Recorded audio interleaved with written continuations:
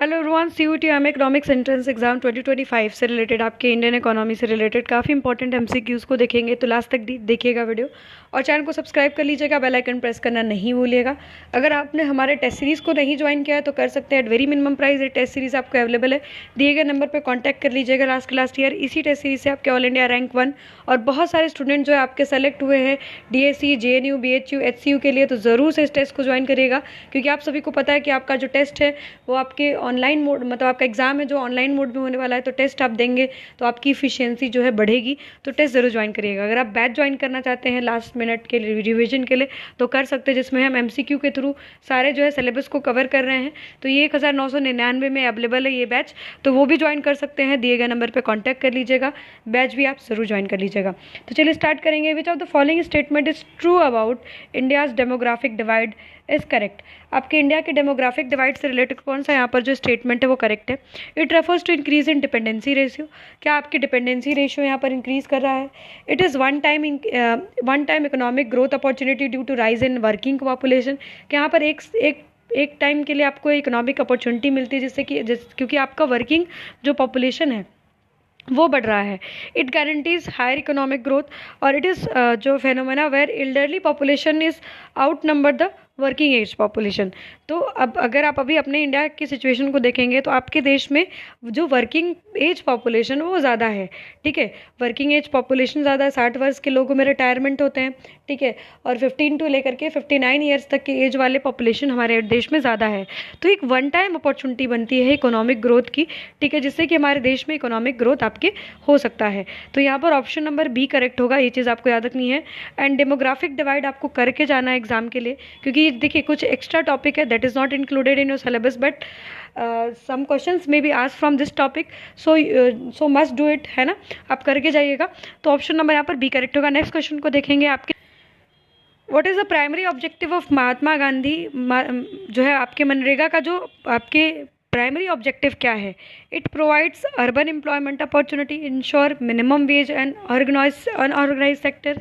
It provide at least 100 days wage opportunity to rural household. It promote large scale industrialisation in rural area. तो अगर हम बात करें मनरेगा में आपके जो है पहले तो नरेगा था 2005 में, उसके बाद ये आपके एमजी नरेगा इसको कर दिया गया, जो कि आपके किस ईयर में आया ये बताइएगा मुझे। इसमें आपके एटलीस्ट 100 days की एम्प्लॉयमेंट अपॉर्चुनिटी की बात की जाती है टू रूरल आपके हाउस होल्ड। ऑप्शन नंबर यहाँ पर जो है सी करेक्ट है। तो नरेगा जो है आपके अगर हम बात करें कब आया है 2005 में, ठीक है, 2005 में आपके नरेगा लाया गया और इसमें 100 days की जॉब की अपॉर्चुनिटी की बात की जाती है। जो 100 days जो है आपके वेज एम्प्लॉयमेंट आपको दिया जाएगा। ऑप्शन नंबर यहाँ पर सी करेक्ट है। नेक्स्ट क्वेश्चन देखेंगे। The impossible trinity in economics refers to which 3 policy goal can not be achieve simultaneously. Impossible trinity का मतलब यहाँ पर क्या है कि कुछ ऐसे आपके मतलब गोल्स होते हैं जो कि एक साथ अचीव नहीं हो सकते इकोनॉमी में। क्या यहाँ पर आपके high economic growth and low आपके इन्फ्लेशन एंड लो अनएम्प्लॉयमेंट है। दूसरा है full capital mobility, fix exchange rate and आपकी इंडिपेंडेंट मॉनेटरी पॉलिसी। तीसरा आपके अगर हम बात करें फिस्कल सरप्लस, आपके हाई अगर हम बात करें public spending and low taxation. And चौथा आपके है high GDP growth and high saving and low interest rate, ठीक है। तो यहाँ पर आपके ऑप्शन नंबर बी करेक्ट होगा। फुल कैपिटल मोबिलिटी का मतलब है कि आपका कैपिटल जो है मोबाइल है आपके विद इन द टेरिटरी, ठीक है, आपका जो कैपिटल है एक जगह से दूसरी जगह जा सकता है। फिक्स एक्सचेंज रेट रिजीम आप समझना पड़ेगा आपको कि फिक्स एक्सचेंज रेट में क्या होता है। आपका जो मान लीजिए कि $1 के प्रति यहाँ पर आपके $1 के प्रति रुपया मान लीजिए 80 है, तो ये फिक्स कर दिया गया। अक्सर ये जो है छोटी डेवलप अंडर डेवलप्ड जो इकोनॉमीज करती हैं फिक्स एक्सचेंज रेट को रिजीम को फॉलो, और इसके अंतर्गत आप देखेंगे कि आपके जो है डॉलर को फिक्स कर दिया गया कि आप इतना ही रुपया उसके प्रति दे सकते हैं। तो यहाँ पर फ्लक्चुएशंस को अवॉइड करने के लिए जो है फिक्स एक्सचेंज रिजीम को बहुत सारे आपके कंट्रीज़ फॉलो करती हैं। जबकि हम बात करेंगे फ्लोटिंग, तो फ्लोटिंग में क्या होता है आपका एक्सचेंज रेट का वैल्यू जो है बदलते रहता है। जैसे आज आप देखेंगे कि मार्केट काफ़ी गिरा है और अभी डॉलर जो है $1 के प्रति आपके 87 पॉइंट समथिंग जो है रुपीज़ हो चुका है, यानी आपकी रुपए की वैल्यू काफ़ी ज़्यादा यहाँ पर गिरी है, ठीक है। और इसके अंतर्गत आप जो है कंसेप्ट को देखते हैं। एक कंसेप्ट मैं आपका रिवाइज करवा दे रही हूँ। एक आप देखते हैं रीवैल्यूएशन, ठीक ठीक है, रीवैल्यूएशन, आपके डीवैल्यूएशन, ठीक है, एक आपका होता है डेप्रिसिएशन और एप्रिसिएशन, ठीक है। तो अगर हम बात करें जो डीवैल्यूएशन है, आपके रीवैल्यूएशन है, ये गवर्नमेंट मतलब आपके मॉनेटरी अथॉरिटी आपके मतलब वो जानबूझ के करती है ना, मतलब वो अगर आपकी इकोनॉमी की कंडीशन नहीं ठीक है तो ये मॉनेटरी अथॉरिटी या फिर आपके सरकार जो है डिसीजन लेती है कि आपके करेंसी को डीवैल्यूएट करना है, यानी यहाँ पर कोई मार्केट फोर्सेस जो है ऐसा नहीं करते हैं। जबकि हम एप्रिसिएशन डिप्रिसिएशन की बात करें तो ये मार्केट फोर्सेस की वजह से होता है, ठीक है। यहाँ पर मार्केट फोर्सेस ऐसा एप्रिसिएशन एंड डिप्रिसिएशन करते हैं। तो अगर हम बात करें आपके एप्रिसिएशन की, आपके अगर करेंसी, आपके इंडिया की करेंसी अप्रिशिएट कर रही है तो इसका मतलब क्या है कि $1 के प्रति आपका मान लीजिए कि ₹30 था, ठीक है, अब $1 के प्रति आपका ₹25 हो गया, ठीक है। तो यहाँ पर करेंसी आपकी अप्रिशिएट की है, ठीक है। अगर हम बात करें डेप्रिसिएशन की, तो डेप्रिसिएशन क्या होता है, $1 के प्रति मान लीजिए यहाँ पर अभी क्या था, 80 रुपये था, ठीक है, और $1 के प्रति अभी क्या हो गया आज के दिन में 87 पॉइंट समथिंग हो गया ना, तो ये आपके क्या हो गया, डेप्रिसिएशन, ठीक है। करेंसी आपकी डेप्रिशिएट कर गई, यानी अब डॉलर आपको महंगा पड़ रहा है, जबकि अप्रिशिएशन में हमें डॉलर देखिए सस्ता पड़ता है, ठीक है। और जस्ट वही आपकी रीवैल्यूएशन एंड डीवैल्यूएशन भी है। डेप्रिशिएशन को डीवैल्यूएशन भी कहा जाता है जब सरकार करती है, और अप्रिशिएशन को आपके जो है रीवैल्यूएशन आपके कहा जाता है, क्योंकि जो है इन जो है आपके दूसरे टर्म्स में जब आपके फिक्स एक्सचेंज रेट रिजीम चलता है तो, ठीक है। और अगर हम बात करें इंडिपेंडेंट मॉनेटरी पॉलिसी, मतलब आपकी मॉनेटरी पॉलिसी इंडिपेंडेंट है, उस पर सरकार का कोई आपके रोक टोक नहीं है, मॉनेटरी पॉलिसी जो कि आपके सेंट्रल गवर्नमेंट के द्वारा बनाया जाता है। तो ये 3 गोल इम्पॉसिबल है एक साथ अचीव करना, ऑप्शन नंबर यहाँ पर जो है बी करेक्ट हो जाएगा, ठीक है। तो इम्पॉसिबल ट्रिनिटी का कॉन्सेप्ट आप देख सकते हैं कि हिस्ट्री में भी ऐसा देखने के लिए मिलता है, ठीक है। आपके जो है एशियन जो है फाइनेंशियल क्राइसिस जो 1997 में होता है, उसमें भी आप इन जो है इम्पॉसिबल ट्रिनिटी इन एक्शन को देख सकते हैं। European exchange rate mechanism crisis 1992 में जो हुआ था, वहाँ पर भी आप ये चीज़ देख सकते हैं। तो ऑप्शन नंबर यहाँ पर बी करेक्ट हो जाएगा। नेक्स्ट देखेंगे, which of the following is not reason for India high fiscal deficit, कौन सा यहाँ पर रीज़न नहीं है, कौन सा आपके कारण नहीं है आपके हाई फिस्कल डेफिसिट का। तो मैंने आपको बताया था टाइप्स ऑफ डेफिसिट आपके एग्जाम के लिए करके जाना है, ठीक है। यहाँ पर टोटल जो है आपकी अगर हम बात करें टोटल रेवेन्यू, ठीक है, और टोटल एक्सपेंडिचर में से क्या माइनस कर देते हैं, एक्सक्लूड बोरोइंग, ठीक है। सरकार कितना पैसा उधार ले रही है उससे पता चलता है हमें फिस्कल डेफिसिट से। तो फिस्कल डेफिसिट क्या होता है आपके टोटल रेवेन्यू, ठीक है। वेट अ मिनट, इसको मैं सही से लिखती हूँ क्योंकि गलत है ये, ठीक है।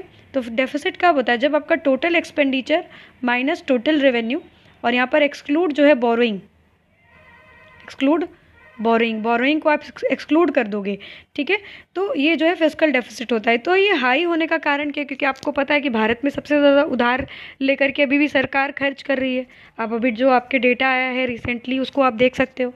तो due to high subsidy on food and fuel and fertiliser है, low tax revenue due to tax evasion, क्या चोरी करने से ऐसा हो रहा है, या फिर high disinvestment proceed from public sector enterprises, या फिर आपके high government borrowing for welfare scheme. तो यहाँ पर कौन सा कारण नहीं होगा पूछा है। तो फिस्कल डेफिसिट करने का कारण हो सकता है आपके फूड हो, फ्यूल हो, फर्टिलाइज़र, इस पे सब्सिडी दे रहे हो तो सरकार का खर्चा बन रहा है, एक्सपेंडिचर हो रहा है, ठीक है। तो ये एक तरीके का डेफिसिट क्रिएट करेगा।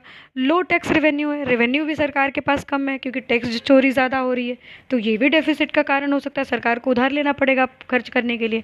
अगर हम बात करें increase government borrowing for welfare scheme, तो ये भी डेफिसिट का कारण है क्योंकि सरकार वेलफेयर स्कीम के लिए खर्चा कर रही है, और ऐसे खर्चे हैं जो कि नॉन डेवलपमेंटल इन नेचर है, ठीक है। तो भी आपके जो है कहीं ना कहीं ये जो है हाई डेफिसिट को क्रिएट करेगा। But high disinvestment proceed in public sector unit, अगर डिसइन्वेस्टमेंट होगा यानी आपके शेयर्स जब बेचे जाते हैं PSUs के, तो सरकार के पास पैसे आता है, ठीक है। सरकार के पास जब पैसा आएगा तो सरकार खर्च करेगी। तो यहाँ पर ये तो सरकार के पास पैसे को ला रहा है ना, ये डेफिसिट को कैसे कम करेगा, सॉरी डेफिसिट को कैसे बढ़ाएगा, ठीक है, ये तो कम करेगा ना डेफिसिट को। तो यहाँ पर ऑप्शन नंबर सी करेक्ट है, ठीक है। ये चीज़ आपको याद रखना है, और फिस्कल डेफिसिट का फॉर्मूला भी याद रखना है। नेक्स्ट देखेंगे, the Phillips curve shows the relationship between 2 economic variable, inflation and interest rate, ठीक है। नेक्स्ट देखेंगे inflation and unemployment, GDP growth and fiscal deficit, exchange rate and trade deficit. तो अगर हम बात करें यहाँ पर इन्फ्लेशन एंड अनएम्प्लॉयमेंट के बीच में रिलेशनशिप देखते हैं फिलिप्स कर्व में, ठीक है। एक चीज़ आपको याद रख। तो अगर आप शॉर्ट रन में इस कर्व को ड्रॉ करेंगे तो यहाँ पर आप जो है अनएम्प्लॉयमेंट लेंगे और यहाँ पर आप इन्फ्लेशन लेंगे। आप देखेंगे कि जब आपकी इकोनॉमी में इन्फ्लेशन बहुत हाई है तो आपका अनएम्प्लॉयमेंट क्या होगा, बहुत कम होगा। मान लीजिए कि इन्फ्लेशन 2% चल रहा है तो अनएम्प्लॉयमेंट भी आपका कम हो जाएगा। ठीक है, तो यहाँ पर इन्फ्लेशन एंड अनएम्प्लॉयमेंट के बीच में रिलेशनशिप देखा जाता है। जब इन्फ्लेशन आपके जो है कम रहता है तो अनएम्प्लॉयमेंट जो है आपके हाई रहता है। ये पॉइंट आपको याद रखना है। तो शॉर्ट रन में आपका जो फिलिप्स कर्व होता है वो डाउनवर्ड होता है। ठीक है, डाउनवर्ड स्लोपिंग होता है, जबकि लॉन्ग रन में ये चीज़ आपके वर्टिकल हो जाती है। तो लॉन्ग रन में अगर आप देखेंगे फिलिप्स कर्व को इस तरीके से आपको देखने के लिए मिलेगा LPC। ठीक है, लॉन्ग रन फिलिप्स कर्व। ठीक है, तो ये चीज़ आपको याद रखना। ऑप्शन नंबर यहाँ पर बी करेक्ट है। फिलिप्स कर्व भी इंपॉर्टेंट है। इन्फ्लेशन एंड इट्स टाइप आप करके जरूर जाइएगा। चलिए नेक्स्ट देखते हैं। Which of the following is not function of reserve bank of India. Reserve bank का क्या काम नहीं है? रेगुलेट मॉनेटरी पॉलिसी, यस ये करता है। Controlling physical deficit, managing foreign exchange reserve, supervising bank and financial institution. तो अगर हम बात करें जो आपके मॉनेटरी पॉलिसी है उस पर तो रेगुलेट करेगा ही करेगा। ठीक है, ये तो आपके करना ही है उसको। ठीक है, तो ये भी RBI का काम है।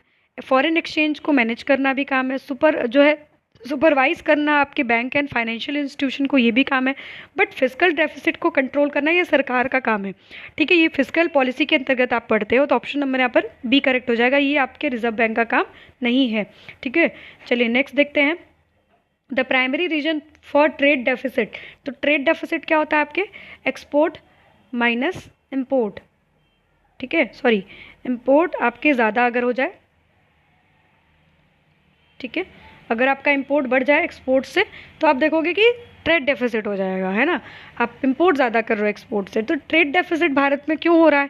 Due to low agricultural productivity, high import compare to export. ठीक है, स्लो GDP ग्रोथ, या फिर हम हाई रेमिटेंस इनफ्लो देख रहे हैं। तो क्या प्राइमरी रीजन यहाँ पर आपके रहेगा? तो अगर हम इसके अंतर्गत बात करें तो आपका जो इंपोर्ट है वो ज़्यादा है एक्सपोर्ट से। ठीक है, तो इसी वजह से आपका ट्रेड डेफिसिट हो रहा है। एक चीज़ आपको याद रखना है। ऑप्शन नंबर यहाँ पर जो बी करेक्ट है। ठीक है, तो ये क्वेश्चन कभी कभी पेपर में आपके पूछ देता है कि सबसे ज़्यादा इंडिया का जो आपके ट्रेडिंग पार्टनर है वो कौन है, लार्जेस्ट ट्रेडिंग पार्टनर जो है इंडिया का। तो अगर हम बात करें आपका चाइना है। ठीक है, ये आपके डेटा बदलते रहता है, बट अब रिसेंट आप देखोगे तो चाइना है, फिर आपके UAE है। ठीक है, US है, अमेरिका। ठीक है, सऊदी अरब है। ठीक है, सऊदी अरब अरेबिया।